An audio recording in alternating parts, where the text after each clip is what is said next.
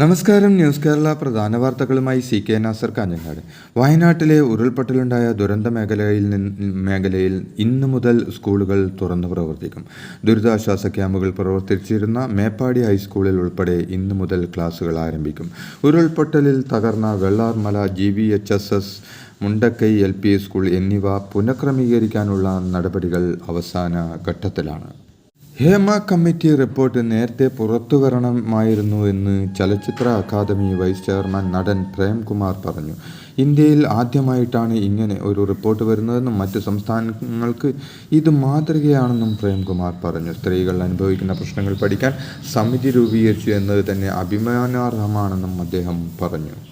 November പകുതിക്ക് ശേഷം കൊച്ചിയിൽ സിനിമ കോൺക്ലേവ് സംഘടിപ്പിക്കാൻ തീരുമാനം. ചലച്ചിത്ര വികസന കോർപ്പറേഷൻ ചെയർമാൻ ഷാജി N. കരുണിനാകും നടത്തിപ്പ് ചുമതല.